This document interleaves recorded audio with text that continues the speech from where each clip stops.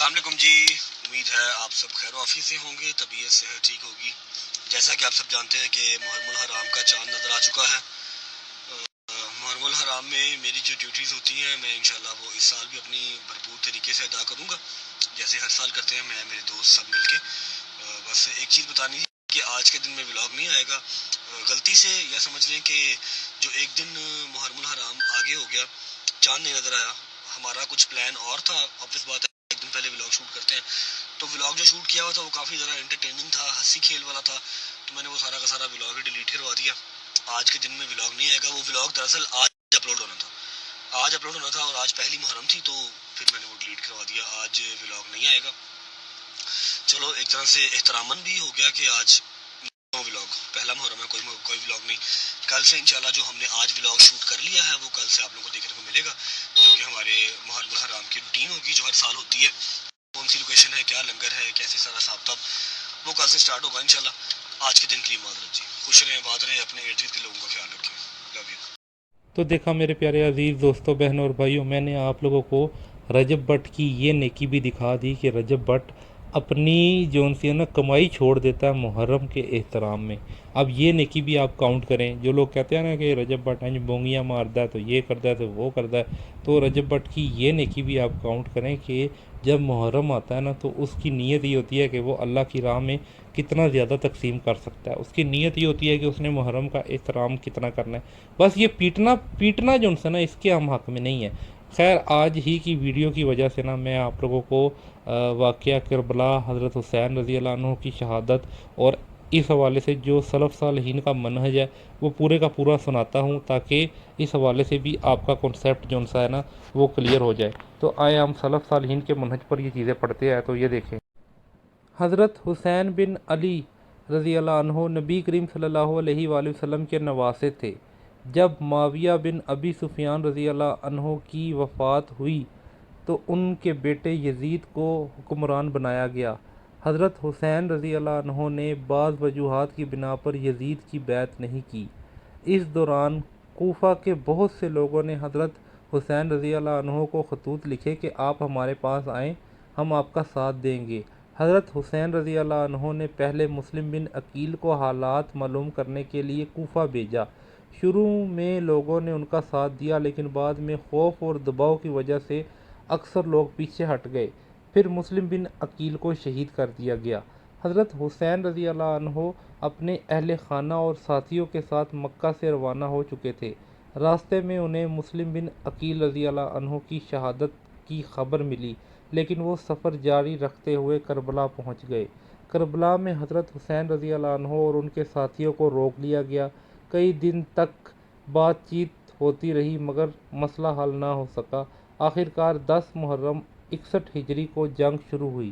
حضرت حسین رضی اللہ عنہ کے ساتھ بہت کم لوگ تھے، جبکہ مخالف لشکر بہت بڑا تھا۔ حضرت حسین رضی اللہ عنہ کے ساتھی ایک ایک کر کے شہید ہوتے گئے۔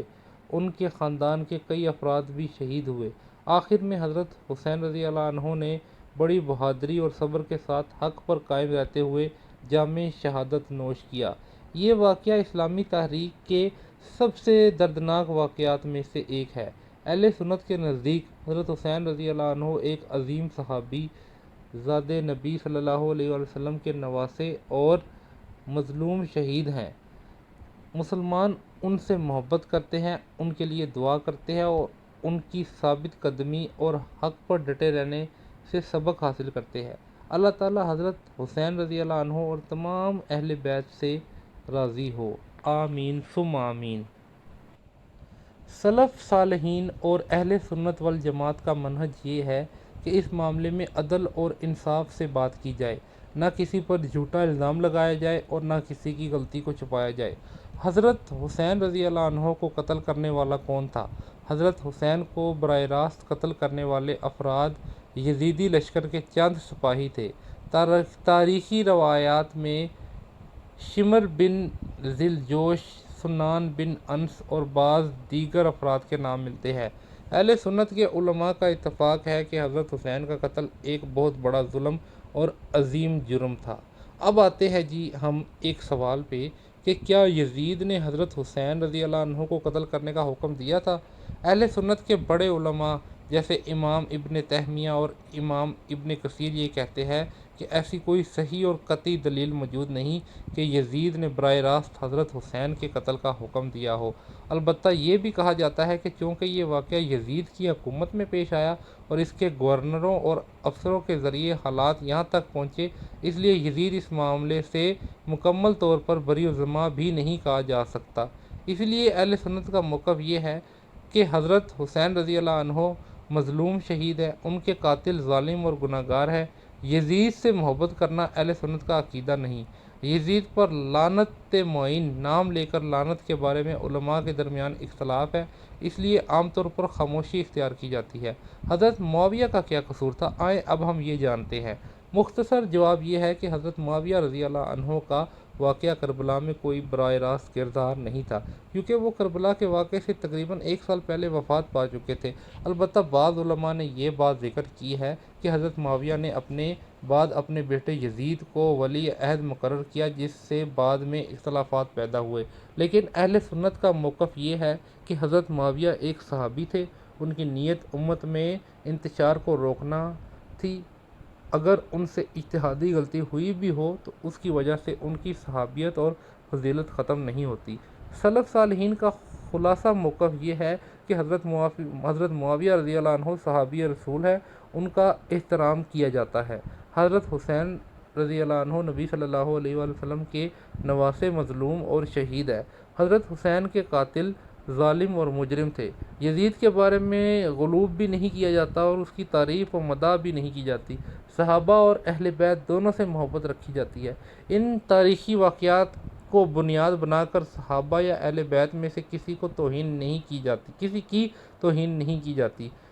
امام ذہبی نے لکھا ہے کہ ہم حضرت حسین سے محبت کرتے ہیں، ان کی شہادت پر غم کرتے ہیں اور ان کے قاتلوں سے نفرت کرتے ہیں، لیکن عدل و انصاف کا دامن نہیں چھوڑتے۔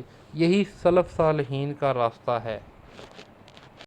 ویڈیو اچھی لگی ہے تو کمنٹ سیکشن میں ماشاءاللہ ضرور لکھیے گا اور چینل کو سبسکرائب کر کے میری حوصلہ افزائی ضرور کیجیے گا، تاکہ میں اس طرح کی مزید علمی ویڈیوز بھی آپ لوگوں تک لاتا رہوں۔ امید کرتا ہوں یہ بھی اچھی لگی ہوگی۔ جزاکم اللہ خیرہ۔